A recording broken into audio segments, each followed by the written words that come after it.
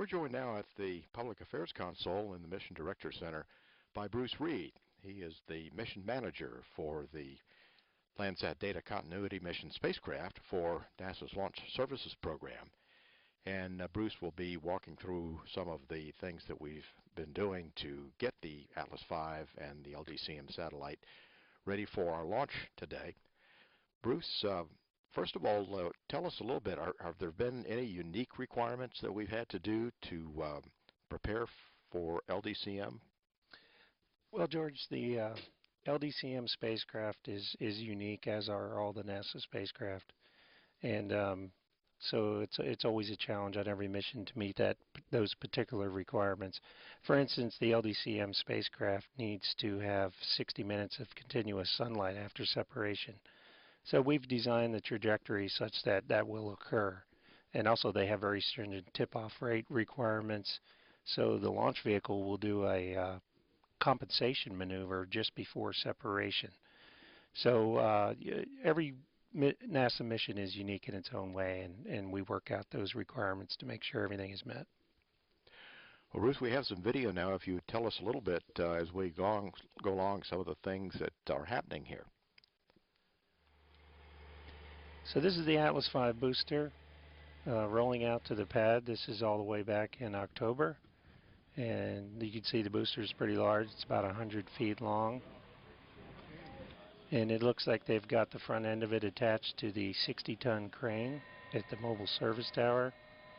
And we have a breakover fixture at the rear of the booster to allow it to go into the vertical position. And you see a good shot there of the RD-180 engine and the twin nozzles. So the booster is positioned over the fixed launch platform, and it's aligned and lowered down onto the launch heads.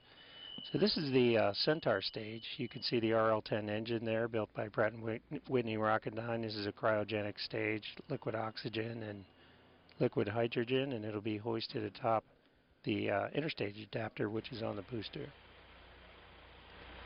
So this is the fully encapsulated LDCM spacecraft. The encapsulation occurred at the Astrotech facility on Vandenberg Air Force Base, and then it's set up on top of the transport trailer and moved out to Space Launch Complex 3.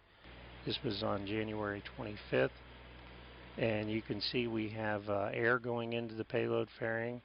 This is the environmental control system to keep the payload cool and to meet the humidity requirements. And they're going to go ahead and attach the encapsulated assembly and hoist it up into the tower. And you saw a good shot there of the LDCM logo. The black portion at the bottom of the payload fairing is the isolation diaphragm, which maintains those environments throughout the entire transport and hoist operation. And they'll go ahead and put this through some doors that open and center it on top of the Centaur, and then we'll lower it down carefully, and I think you'll get a good shot here of the Centaur equipment module as it's being carefully lowered down, and then they'll go ahead and install all the bolts and ready for launch.